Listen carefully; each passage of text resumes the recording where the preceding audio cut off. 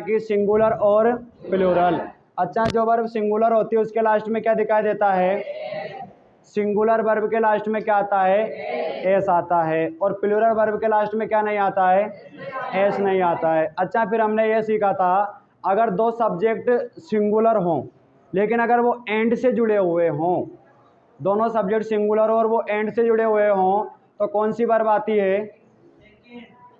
Plural verb आती है। जब भी एंड से जुड़ा रहता है कोई सा भी सब्जेक्ट, तो जब दो सब्जेक्ट जुड़े होते हैं तो वो कैसे हो जाते हैं?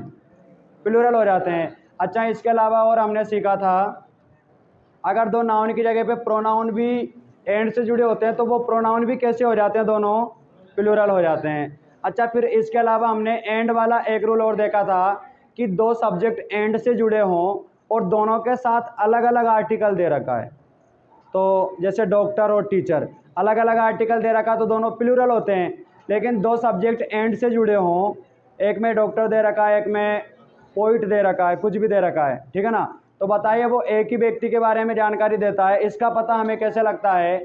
इसका पता हमें ऐसे लगता है कि उसमें से किसी एक व्यक्ति के साथ तो क्या लगा रहता है? द लगा रहता है, या ए लगा रहता है, या एन लगा रहता है, और बाद वाले के साथ कुछ भी लगा नहीं रहता है। यानी इस रूल को हमने इस तरह से समझा था, जब एंड से दो नाउन जुड़े होते हैं और आगे वाले नाउन के साथ आर्टिकल होता है और बाद वालों के साथ नहीं होता, तो एक ही व्यक्ति की वहाँ बात होती है।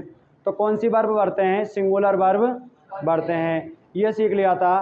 फिर उसके अलावा हमने कल सीखा था, कल क्या परसों सीखा था कि कुछ सब्जेक्ट तो कुछ कंजक्शन तो आगे वाले सब्जेक्ट को सक्रिय करते हैं, कुछ कंजक्शन बाद वाले को करते हैं, ठीक है ना।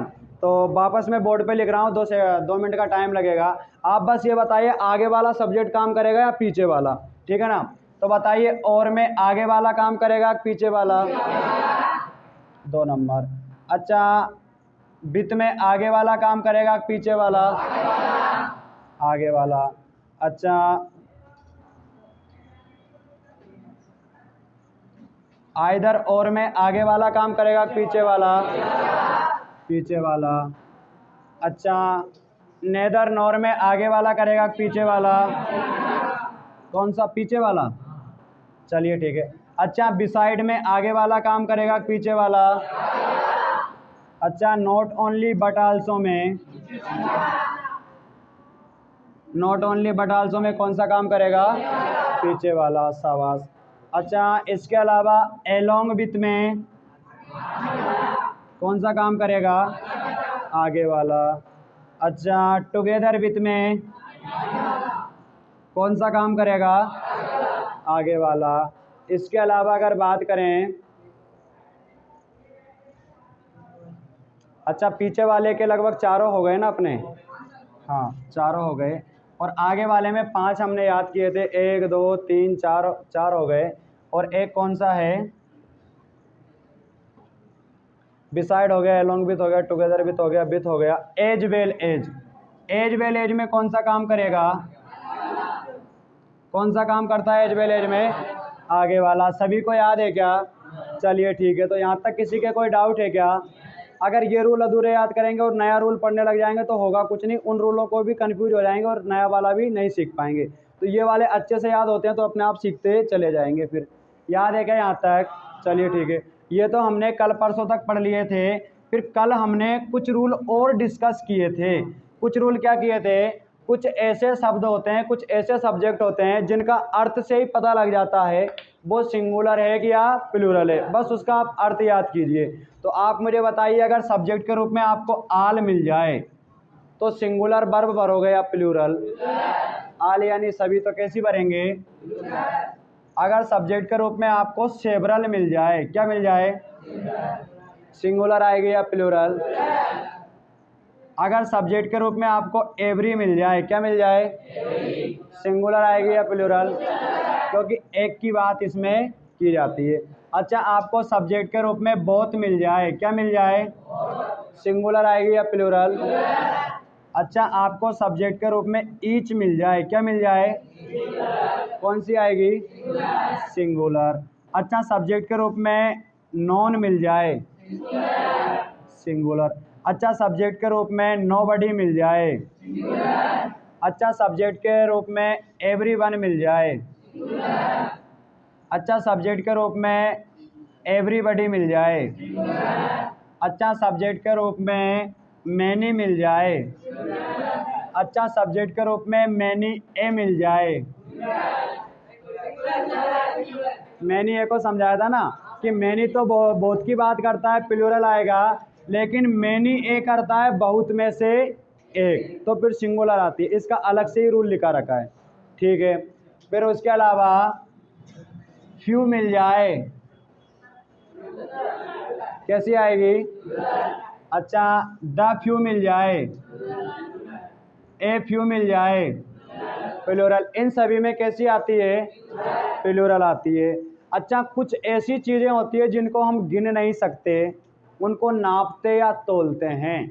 उनके साथ अगर बहुत लिखना हो तो अंग्रेजी में कौन सा शब्द आता है बहुत के लिए? जिनको हम गिन सकते हैं, लड़के, पेन, पेंसिल, साइकिलें, मोटरसाइकिल, जिनको हम गिन सकते हैं उनके लिए तो आता है मैनी या फिर सेवरल, मैनी या सेवरल। लेकिन कुछ चीज़ें अनकाउंटेबल होती है जिनको हम गिन नहीं सकते, और जैसे कि कोई पानी है, द्रव पदार्थ है, तेल है, दूध है, सोना चांदी है, उनको हम नापते या तोलते हैं। क्या करते हैं? तो उनमें हमें बहुत बताने के लिए मच शब्द का यूज करते हैं। कौन सा करते हैं? तो मच यानी बहुत होता है, लेकिन उसको हम नापते या तोलते हैं, गिनते नहीं है। इसलिए कितना मान के चलते हैं उसको? एक। तो आपको फिर वहां पे मच के साथ कौन सी वर्ब भरनी थी? सिंगुलर वर्ब भरनी होती है। ये हमने कल तक पढ़ लिया था। पढ़ लिया था क्या? तो इन रूलों में से किसी के कोई डाउट है क्या? 5 मिनट या 10 मिनट अपना टाइम लगा रिवाइज करने में, तो इन चीज़ों को अगर रिवाइज करते रहोगे तो नहीं भूलोगे। और अगर किसी को कोई सा रूल लग रहा है गुरुजी ये वाला रूल मैं भूलता जा रहा हूँ, आप इसको दोबारा किसी और तरीके से याद कराइए, तो उसको अपन वापस याद कर लेंगे। क्लास में अगर याद करा दी जाती है चीज़ें तो उसको लंबे टाइम तक नहीं भूलते हैं। चलिए ठीक है, तो हमने मच वाला रूल कल ही सीख लिया था, तो आज अगले रूल डिस्कस करते हैं। अभी तक हमने जो रूल पढ़े हैं लगभग यही रूल इम्पोर्टेंट है। अब बाकी और भी रूल लिखा रखे हैं इसमें, लेकिन वो इतना ज़्यादा इम्पोर्टेंट नहीं है, तो अब उनको अपन फॉर्मेलिटी में या एक बार पढ़ लेते हैं। लेकिन इनको तो जो पढ़े हैं ना, इनका बार बार रिवाइज करते रहिए। आपके जब भी मेजर टेस्ट होने वाला होगा कभी भी, तो कौन सा वाला रूल आएगा? एंड वाला। पहले टेस्ट में एंड वाला आएगा, फिर दूसरे टेस्ट में मैं आपको जो इससे पहले पढ़ाए थे ना, आइदर और नेदर नॉर वाला, आगे वाला पीछे वाला काम करेगा, तो वो वाले रूल बताऊंगा। फिर और कभी टेस्ट रहेगा तो उसमें मैनी मच में कौन सा सिंगुलर आइदर और वाला है इसमें, तो ये अभी जो हमने डिस्कस किया था ना, इवरी वन इवरी वाले, इन रूलों में से मैं देने वाला हूँ। एक एक रूल करके हम टेस्टों में देने वाले हैं, तो ये हमारे दिमाग में फिर अच्छे से बैठ जाएंगे। हो सकता है आपके कल जो टेस्ट रहेगा उसमें एंड और बोथ एंड से बनने वाले जितने भी रूल हैं ना वो आने वाले हैं, तो उनको आप अच्छे से रिवाइज करके आ जाओगे। थोड़ा बहुत पढ़ोगे उसी में पूरा याद हो जाएंगे ना, और वैसे भी याद हैं। चलिए, तो हमने अब कौन कौन से रूल नहीं पढ़े हैं उनका डिस्कस कर लेते हैं।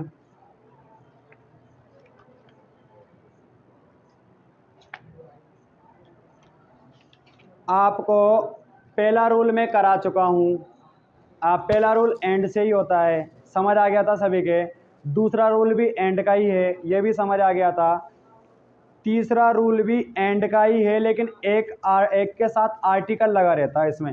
अगर एक के साथ आर्टिकल लगा रहता है तो फिर वहाँ एक ही व्यक्ति की बात होती है, तो कौन सा भरेंगे? सिंगुलर। एक की बात होती है तो ठीक है। तो हमने 3 रूल तो ये डिस्कस कर लिए थे। चौथा rule all, many, both, several, few, the few, a few वाला कल ही डिस्कस किया है, ठीक है। चौथे का बी वाला मैनी ए, मैनी ए के बाद सिंगुलर भरना होता है, ये भी कल डिस्कस किया है। 5वां रूल मच, अभी बता रहा था, मच के बाद प्लूरल सिंगुलर भरना है, मच वाटर, मच मिल्क। तो ऐसी चीज़ का नाम आएगा जिसको गिन नहीं सकते, तो एक मानेंगे फिर उसको, तो वह फिर वहाँ क्या भरेंगे? मच भरेंगे। छठा रूल हमने पढ़ लिया है, 7वां पढ़ लिया है, 8वां पढ़ लिया है, 9वां पढ़ लिया है, 10वां नहीं पढ़ा है। 10वां नहीं पढ़ा है तो आपने स्टोरियाँ पढ़ रखी है सभी ने।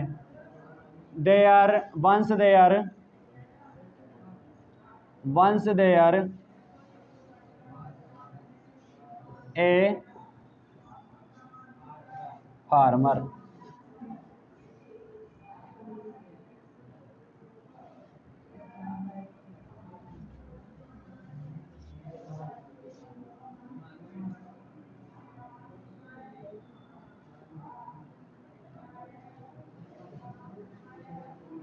चलिए अभी सीखने वाले हैं, फिर भी जो अपना दिमाग लगाते हैं बिना सिखाए मुझे आंसर बताने की कोशिश करेंगे, क्या क्या आंसर आएगा।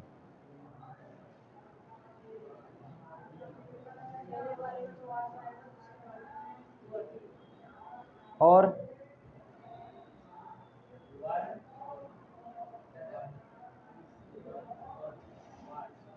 वर कौन से में आएगा?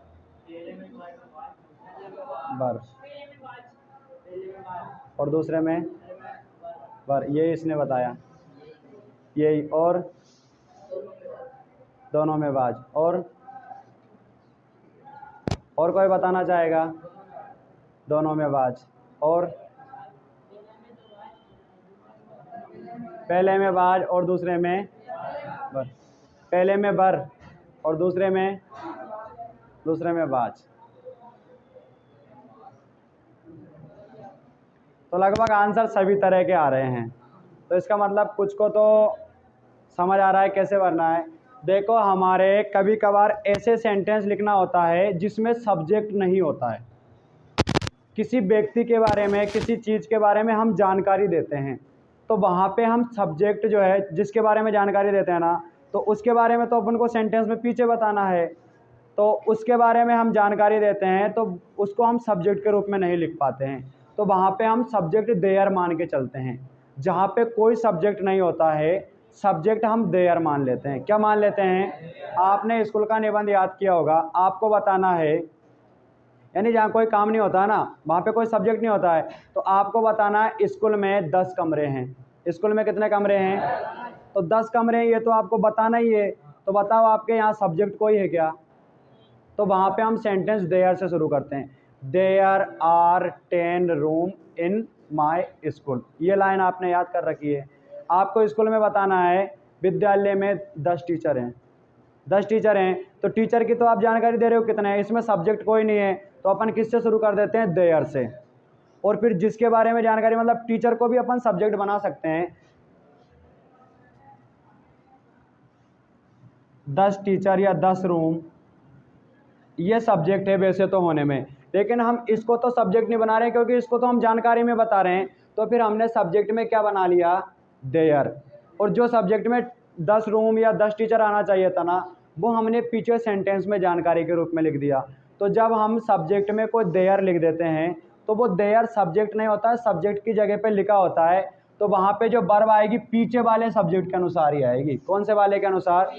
यानी आप जिसकी जानकारी दे रहे हो उसके अनुसार आएगी। तो बताइए विद्यालय में 10 कमरे हैं, तो कितने कमरे हैं? सिंगुलर वर्ब आएगी या प्लूरल? कौन सी आएगी? प्लूरल।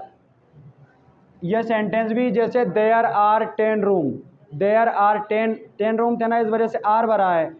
अगर आपके कमरे, आपके स्कूल में 10 रूम नहीं बता रहे हो, आप बता रहे हो स्कूल में एक प्लेग्राउंड है, तो there is 1 playground in my school. तो बताइए हमने इज क्यों लिखा है इसमें? क्योंकि कितने प्लेग्राउंड हैं? एक। अब एक सिंगुलर होता है इसलिए क्या आएगा? इज आएगा। तो उसी तरह से आप अगर किसान की कहानी याद करोगे तो एक बार एक किसान था, तो पीछे क्या लिखा हुआ है? A farmer.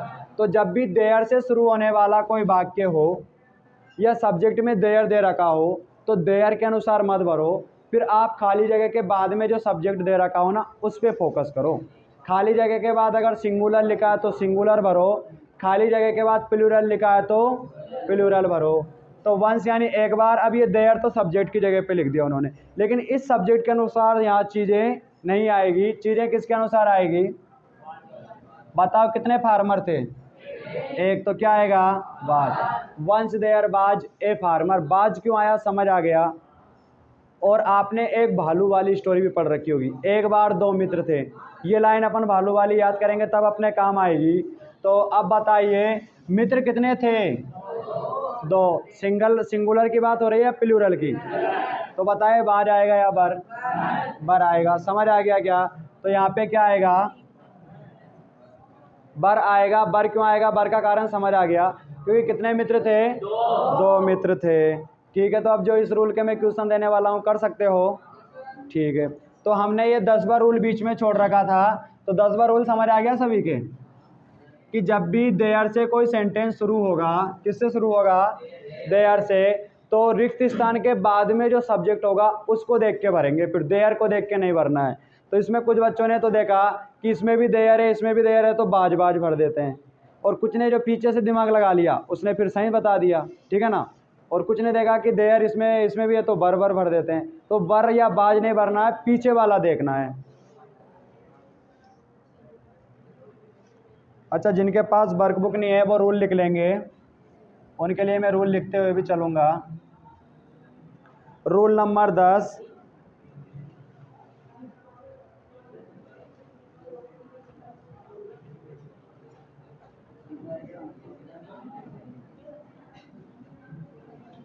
देयर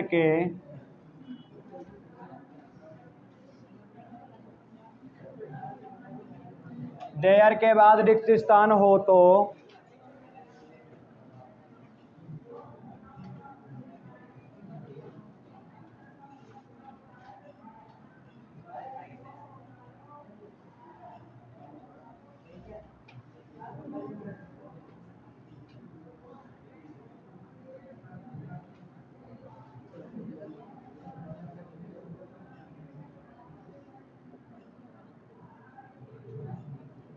देयर के बाद रिक्त स्थान हो तो उसके बाद वाले सब्जेक्ट के अनुसार क्रिया आती है, रिक्त स्थान के बाद वाले के अनुसार। जैसे कि एक तो एग्जाम्पल में दे रखा है देयर, अगर बाद वाला है तो बाद वाला सिंगुलर है तो सिंगुलर, और बाद वाला प्लूरल है तो प्लूरल।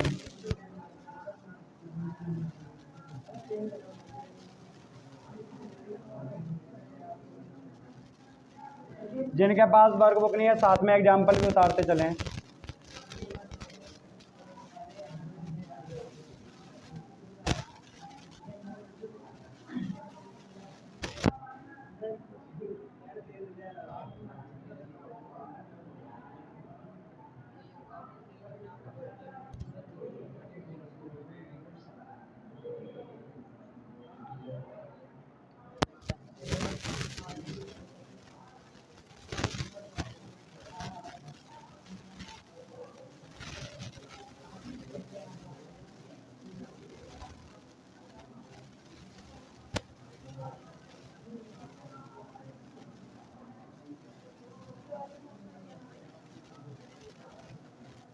दूसरे वाले में ऑप्शन इज आर,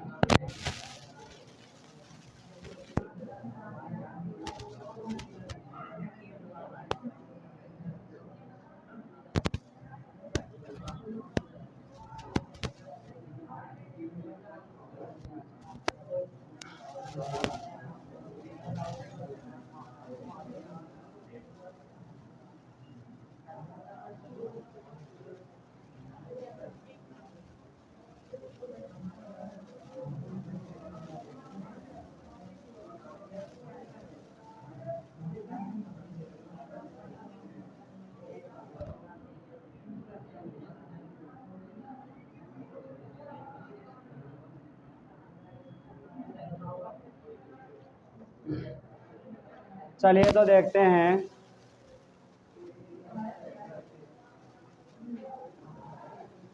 क्या आएगा?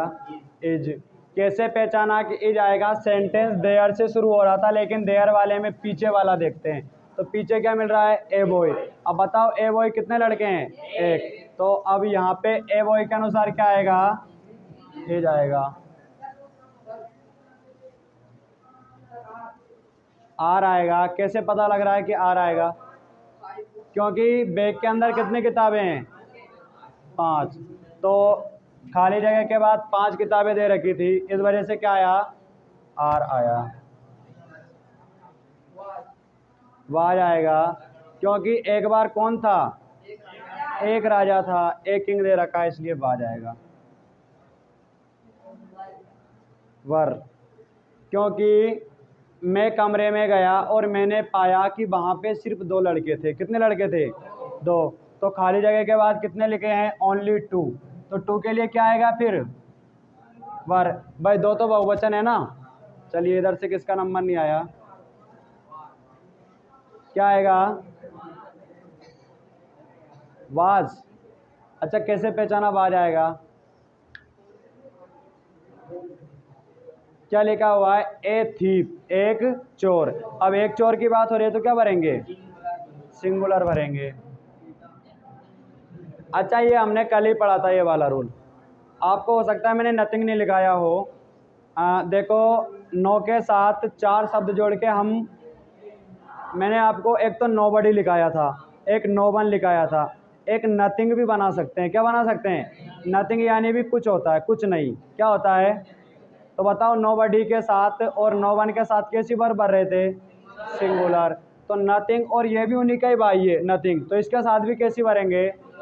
सिंगुलर। डरने की कोई बात नहीं है, डरने की कोई अब बात नहीं है, तो मतलब बात को हम गिन नहीं सकते, इसलिए वो कैसी है? उसके लिए नथिंग आ रहा है। तो नथिंग आ रहा है, तो नथिंग को आपको एक ही मानना है, कोई नहीं है मतलब कुछ भी नहीं है, तो कोई बात नहीं है। तो बताइए कि सिंगुलर भरेंगे या प्लूरल? तो क्या आएगा? इज। यहाँ पे क्या जाएगा? देयर वाला रूल समझ आ गया क्या? अगर पेपर में आपके देयर से कोई क्वेश्चन शुरू हो जाए तो फिर आप घबराओ मत, क्या देखें, अब पीछे देखो। फिर कब कहाँ देख लो? और ये तो अपने आप रूल आपको याद आ जाएगा, क्योंकि आपको पता है देयर आ गया। अब देयर में तो कुछ समझ ही नहीं आ रहा सिंगुलर है या प्लूरल, तो फिर पीछे वाला देखना होगा। कौन सा देखना होगा? पीछे वाला।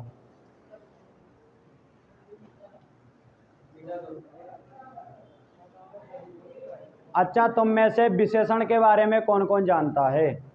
विशेषण क्या होता है? चलिए एक बार विशेषण के परिभाषा सुनाइए। अच्छा, क्या जानते हो ये बताइए। हिंदी में, संस्कृत में, जैसे भी बता सकते हो ना। हाँ, हिंदी में ही पूछ रहा हूँ, बताइए।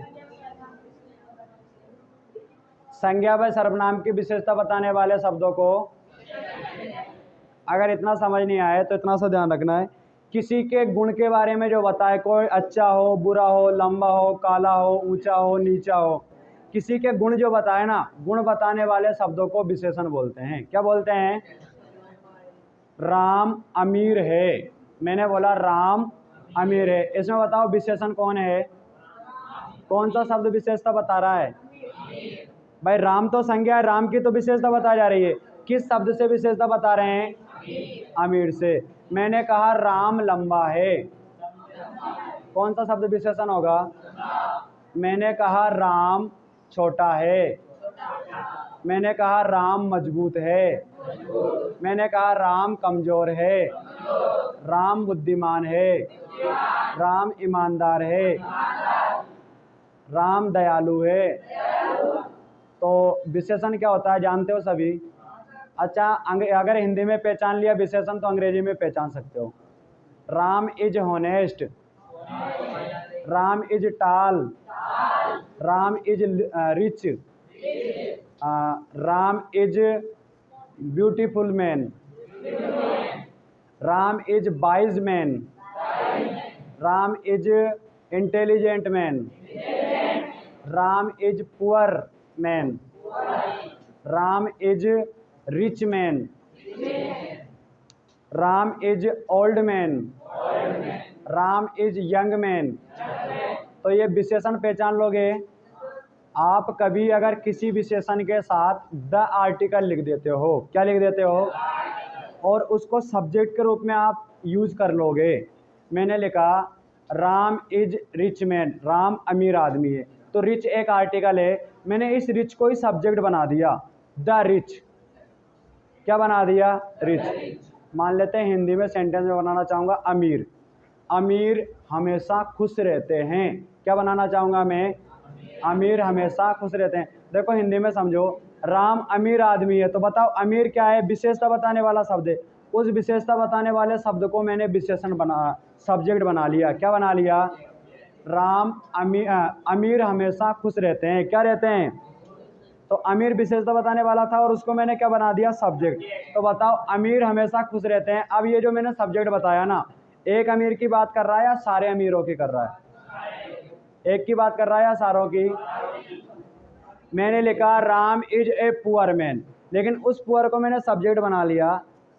गरीब आदमी ईमानदार होते हैं, तो द पुअर मैन्स आर, ईमानदार को क्या बोलते हैं, होनेस्ट। गरीब आदमी क्या होते हैं, ईमानदार होते हैं। या गरीब आदमी कठिन मेहनत करते हैं। तो बताओ एक गरीब आदमी की बात करी क्या मैंने, या सारों की बात कर ली, सारों की कर ली है। अच्छा फिर मैं कहूँ डेड, डेड यानी होता है मरा हुआ, मरा हुआ, तो कोई सेंटेंस है डेड पर्सन वगैरह कुछ भी है, उस डेड को हम सब्जेक्ट बनाएंगे। डेड मरे हुए आदमियों की पूजा की जाती है, या मृतकों को पूजा जाता है। किसको पूजा जाता है, मृतकों को। बताओ मैं एक की बात कर रहा हूँ या सारों की, सारों की बात कर रहा हूँ। तो आपको मैं एक समझाना चाह रहा हूँ कि किसी विशेषण के साथ अगर द लगा दिया जाए, अंग्रेजी में क्या लगा दिया जाए, और उसको सब्जेक्ट के रूप में लिख दिया जाए, तो वो उस ग्रुप के सभी लोगों को शामिल कर लेते हैं, पूरी कैटेगरी उसमें आ जाती है। तो आप बताओ सिंगुलर भरोगे या प्लूरल, प्लूरल भरोगे। अच्छा सब्जेक्ट के रूप में द पुअर लिखा हुआ है, तो सिंगुलर भरोगे या प्लूरल, बताओ। द पुअर गरीब, सारे सारे गरीबों की बात वो करेगा। द रिच लिखा हुआ है तो सारे अमीरों की बात करेगा। द वाइज लिखा हुआ है तो सारे बुद्धिमानों की बात वो करेगा।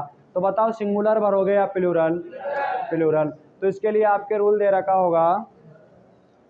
अच्छा ढूंढो कौन सा रूल दे रखा है, ये लिख लिया ना सभी ने,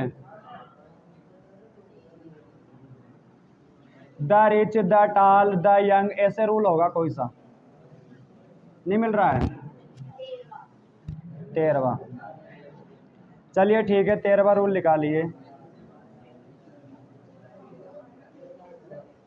तो रूल 13वां समझ आ गया क्या, क्या आ गया कि कभी किसी विशेषण के साथ, इंग्लिश में कहें तो एडजेक्टिव के साथ, क्या बोलते हैं विशेषण को, एडजेक्टिव के साथ द लगा हुआ हो और वो सब्जेक्ट में लिखा हो, तो वो उस ग्रुप के सभी लोगों को शामिल कर लेता है, तो वो बहुवचन हो जाता है। तो वहाँ बहुवचन क्रिया हम भरेंगे।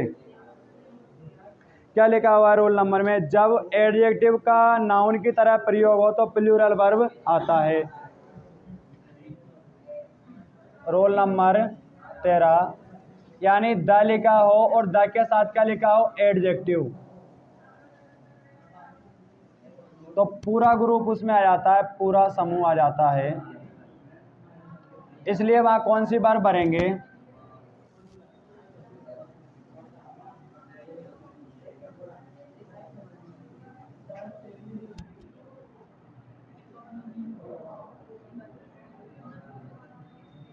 प्लूरल क्रिया भरो। कौन सी क्रिया भरोगे वहां पे, प्लूरल। एग्जाम्पल देख लेते हैं। अच्छा कौन कौन से शब्द ज़्यादातर पेपर में आने की संभावना रहती है, तो वो मैंने लिख भी रखे हैं। द के साथ एडजेक्टिव लिखा हो कोई सा भी, तो एक तो कौन सा हो सकता है, द पुअर, द, सारे अमीर आ जाएंगे इसमें, द ओल्ड, सारे बूढ़े आ जाएंगे इसमें, द यंग, सारे जवान आ जाएंगे इसमें, द वाइज, सारे बुद्धिमान आ जाएंगे इसमें, द डेड, सारे मरे हुए लोग मृत आ जाएंगे इसमें, द स्ट्रॉन्ग, सारे मजबूत आ जाएंगे इसमें, सारे कमजोर आ जाएंगे द वीक में।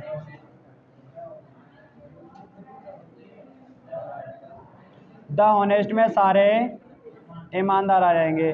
तो इनमें से कोई सा भी अगर सब्जेक्ट में दे रखा होगा तो कौन सी वर्ब भरोगे? प्लूरल। कौन सी भरोगे? प्लूरल, बहुवचन।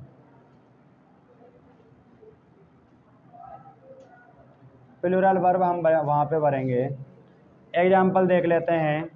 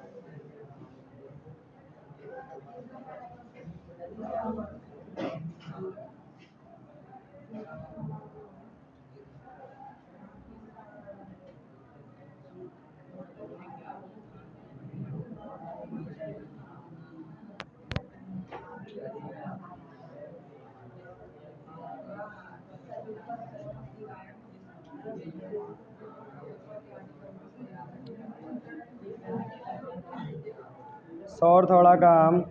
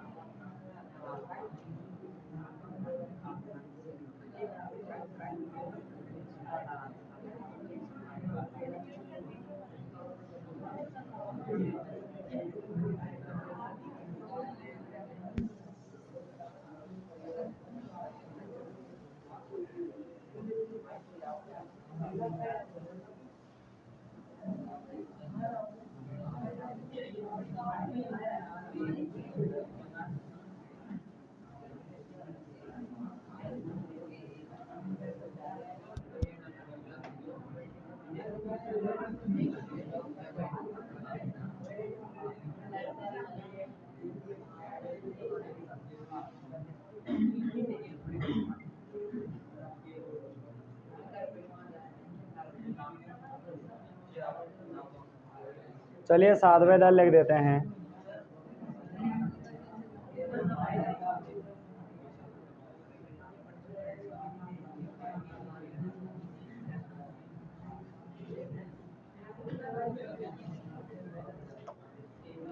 चलिए तो जिसको समझ आ रहा है आंसर बताएंगे। कौन बताएगा सबसे पहले? आर। आर आने का कारण क्या है? क्योंकि द रिच लिखा हुआ है, वो सारे अमीरों को बता रहा है। अमीर, नोट भी आ रहा है क्या इसमें? अमीर हमेशा खुश नहीं रहते हैं। सेंटेंस ऐसे होगा, लेकिन आप तो मानते हो कि अमीर तो खुश रहते हैं, लेकिन उनके भी कोई ना कोई ख्वाब रहते हैं, तो वो भी हमेशा खुश नहीं रहते हैं। The rich are not always happy. अगर नोट हटा देंगे तब भी वो आंसर तो उसी तरह से आएगा, अमीर हमेशा खुश रहते हैं। तो बताओ क्या आएगा अमीर के लिए? आर, क्योंकि एक अमीर की बात हो रही है या सारों की? सारों की। चलिए सेकंड वाले में कौन बताएगा? क्या आएगा? बर। कैसे पता लगा कि बर आएगा? क्योंकि एडजेक्टिव दे रखा था और उसके साथ द दे रखा था, तो उस ग्रुप के सभी लोगों की वो बात करेगा। द यंग, युवा इन दिस फैमिली, इस घर के, इस परिवार के युवा आदमी जो है ना वो कैसे हैं, क्रूर हैं, निर्दयी हैं। किसी परिवार की बात हो रही है, उस परिवार के युवा क्रूर हैं, निर्दयी हैं, तो बताओ एक युवा होगा या ज़्यादा होंगे घर में? ज़्यादा, जितने भी है ना सभी की उसमें बात हो गई है। तो फिर क्या भरेंगे, निर्दयी थे तो वर। चलिए अगला कौन बताएगा, समझ आ रहा है, ध्यान कहाँ है? आपके जब भी द लगा रहे रिच के साथ, यंग के साथ, किसी भी विशेषण के साथ, तो फिर वो उस ग्रुप के सभी लोगों की बात करता है, इसलिए बहुवचन क्रिया वहाँ आएगी। और बहुवचन क्रिया में पीछे एस नहीं आता है, एक वचन क्रिया में पीछे एस आता है। क्या आएगा, डू आएगा, शाबाश। चलिए हेमंत बताएगा क्या आएगा, वर। अच्छा इसका हिंदी समझेंगे पहले तीसरे का। वाइज यानी बुद्धिमान, झगड़ते नहीं है, बुद्धिमान झगड़ते नहीं है। तो एक बुद्धिमान की बात हो रही है सभी की? अरे जो भी बुद्धिमान होता है वो झगड़ता नहीं है, और वो झगड़ता है तो फिर वो बुद्धिमान नहीं है, ठीक है ना। अब यहाँ पे डेड यानी मरे हुए, मृतक, तो मरे हुए को पूजा जाता था। तो एक की बात हो रही है सभी की? चलिए बताइए क्या आएगा, वर, शाबाश।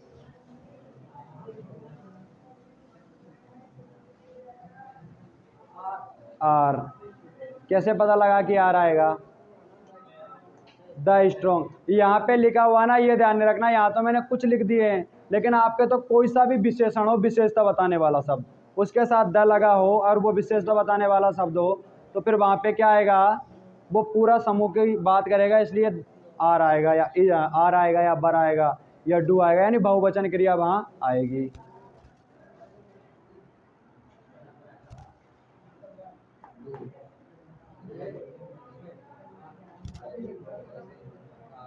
आर आएगा। मजबूत, ताकतवर, ताकतवरों को समझा जाता है कि उनको गरीबों की क्या करनी चाहिए, हेल्प करनी चाहिए, माना जाता है या समझा जाता है। तो ताकतवरों को, ताकतवर जो है गरीबों का सपोर्ट करते हैं, तो सारे ताकतवर करते हैं ना, तो क्या आ जाएगा, आर। चलिए नीचे वाले में कौन बताएगा, डू आएगा। कमजोर जो सामान्य हैं, डू नॉट वर्क हार्ड, कमजोर लोग सामान्य रूप से कठिन मेहनत नहीं कर सकते। बताओ उनसे कठिन काम होगा क्या, नहीं होगा। तो सारे कमजोरों की बात आ गई है, तो क्या आएगा इसमें, डू आ जाएगा। चलिए टाइम देख लेते हैं उसी हिसाब से, 45 हुए ना, अभी तो 15 मिनट बचे हैं, एक रूल और हो जाएगा। चलिए लिख लिया क्या जिनके पास डेज वर्क नहीं है?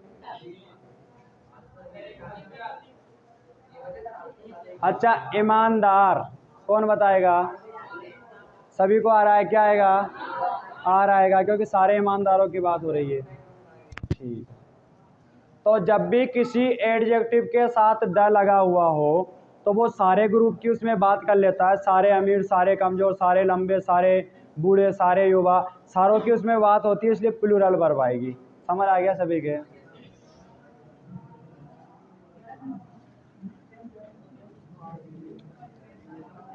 अच्छा अब इन रूलों में हम ज़्यादा टाइम नहीं दे रहे हैं, ये इतने इंपॉर्टेंट भी नहीं है, फिर भी वो तो बता रहा हूँ, कभी कभार अगर एग्जामिनर पूछ ले या फिर अपने आगे की लाइफ में भी ये चीज़ें काम आ जाए तो अभी से हम समझ लेंगे।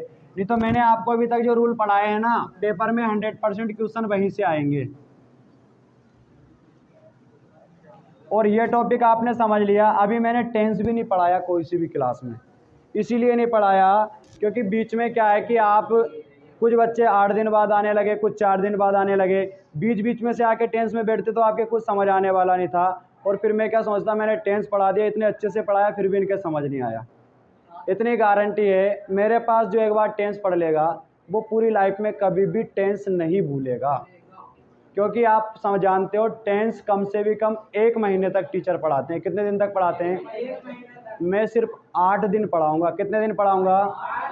पूरे 12 के 12 टेंस हिंदी में पहचानना, अंग्रेजी में पहचानना, हिंदी से अंग्रेजी में ट्रांसलेट करना, हिंदी से अंग्रेजी बनाना, और पूरे टेंसों के आपको टीचर फॉर्मूले लिखवाते हैं ना, subject, helping verb, object, main verb, फॉर्मूले, पूरे फॉर्मूले 48 के 48 बनाना सिखाऊंगा। वो टेंस इसने, हेमंत ने पिछली क्लास में मेरे से पढ़ रखे हैं। बताइए सारे के सारे चीज़ें बनाना सिखा देता हूँ क्या? अच्छा टेंस हिंदी में एक ही दिन में पहचानना सिखा देता हूँ क्या? अंग्रेजी में पहचानना एक ही दिन में सिखा देता हूँ क्या? एक ही दिन में कम से भी कम 4 वाक्यों का हिंदी से अंग्रेजी बनाना सिखा देता हूँ क्या? तो पूरे आपको सारे के सारे टेंस कितने दिन में सिखा दूंगा? 8 दिन में बस। तो टेंसों की आपको टेंशन लेनी नहीं है।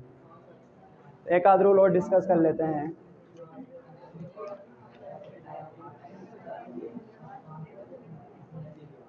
अच्छा, 14वां रूल हमने पढ़ लिया है क्या 14वां? अच्छा, 15वें रूल को डिस्कस करें।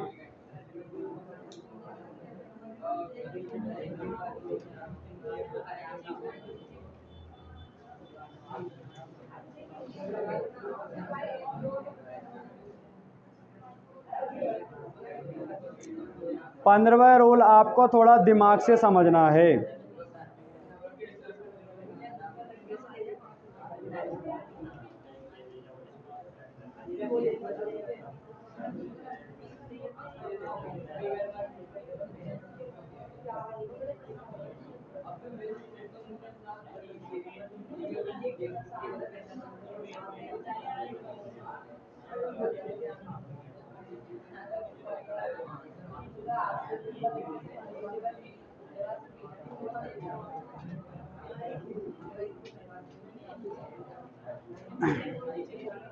चलिए, आपको एक साथ 3 रूल सिखाने वाला हूँ। कितना रूल सिखाने वाला हूँ? 3। हमारे कुछ देशों के नाम प्लूरल में लिखे रहते हैं। कैसे लिखे रहते हैं? कुछ किताबों के नाम भी प्लूरल में लिखे रहते हैं, कुछ अखबारों के नाम भी प्लूरल में लिखे रहते हैं। लेकिन आपको उन नामों को सिर्फ एक मानना है और सिंगुलर वर्ब भरनी है। आपने देखा होगा ना, मैथ का नाम कैसे लिखा रहता है? आपके कोई सी भी सब्जेक्ट का नाम हो तो बताओ, मैथ्स लिखा रहता है ना। लेकिन मैथ कितनी होती है? एक। आपके लिखा रहता है फिजिक्स। क्या लिखा रहता है? फिजिक्स। तो बताओ, फिजिक्स में पीछे क्या जुड़ रहा है? एस। बहुत सारी फिजिक्स होना चाहिए ना, लेकिन एक सब्जेक्ट का नाम होता है। तो अखबारों के नाम, देशों के नाम, किताबों के नाम, सब्जेक्टों के नाम प्लूरल फॉर्म में लिखे रहेंगे, तब भी सिंगुलर ही मानना है। भाई आपको बताया ना, नाउन के बारे में ये पढ़ रखा है, बॉय में एस जोड़ा तो बॉय बहुत सारे हो गए। तो आपके पेपर वाला लिख के दे देगा मैथ्स डिफिकल्ट सब्जेक्ट। क्या लिख के दे देगा? Maths difficult. मैथ को आप हर बार मैथ्स ही बोलते हो ना, तो बताओ एक मैथ की बात करते हो या अलग अलग? बहुत सारी मैथ हैं, एक ही मैथ है। मैथ डिफिकल्ट सब्जेक्ट है, तो बताओ कितने सब्जेक्ट है? मैथ एक है। तो सब्जेक्टों के नाम, देशों के नाम और किसके नाम? अखबारों के नाम प्लूरल फॉर्म में हो, तब भी आपको सिंगुलर वर्ब भरना है। तो आपके कौन से 3 रूल यहाँ से समझ आने वाले हैं? तो तीनों रूल एक साथ कर सकते हो। उसके क्वेश्चन करा के दिखाऊं, कर लोगे? चलिए ठीक है। किस किस के नाम, या इसको हम कल भी डिस्कस कर सकते हैं।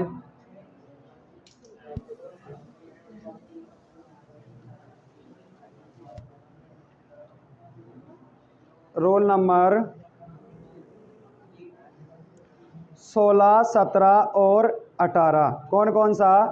16, 17 और 18।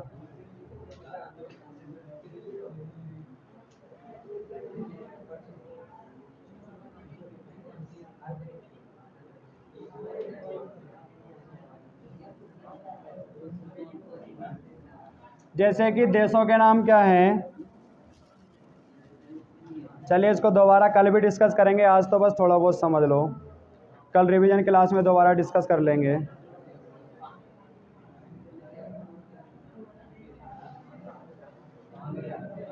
द यूनाइटेड स्टेट्स,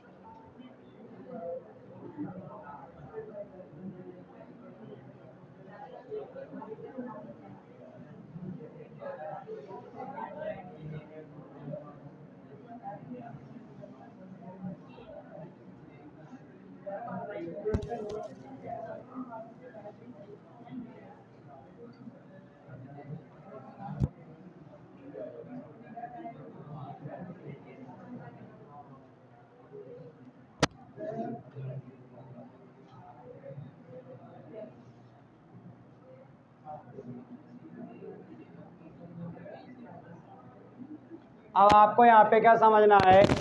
अमेरिका का जो पूरा नाम होता है ना USA, तो यूनाइटेड स्टेट्स। तो यहाँ पे स्टेट में बताओ एस लगा हुआ है क्या? तो आप एज देख के इसको बहुवचन मान लोगे, क्या मानोगे?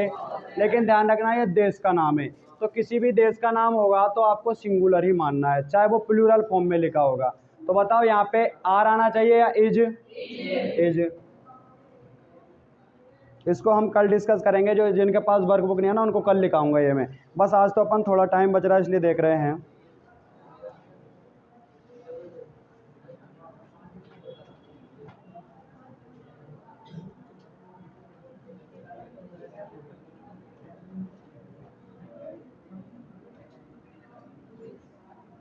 फिजिक्स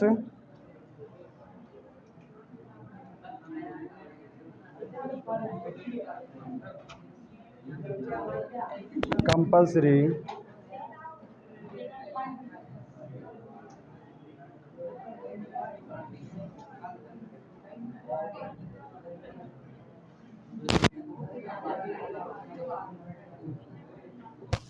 साइंस के विद्यार्थियों के लिए फिजिक्स एक कंपलसरी सब्जेक्ट है, अनिवार्य विषय है। तो बताइए फिजिक्स किसका नाम है? सब्जेक्ट। किताब का नाम हो, सब्जेक्ट का नाम हो तो वो कैसा आएगा? प्लूरल फॉर्म में आए तब भी हमें सिंगुलर मान के चलना है। तो बताओ क्या आएगा यहाँ पे? इज आएगा। इसमें भी क्या आएगा? और देखें,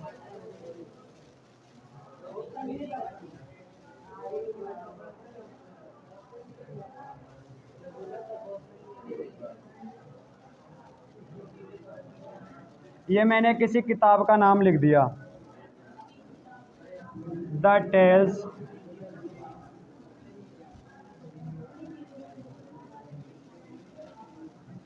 किसी लेखक के द्वारा लिखी गई किताब है ये, ए गुड स्टोरी।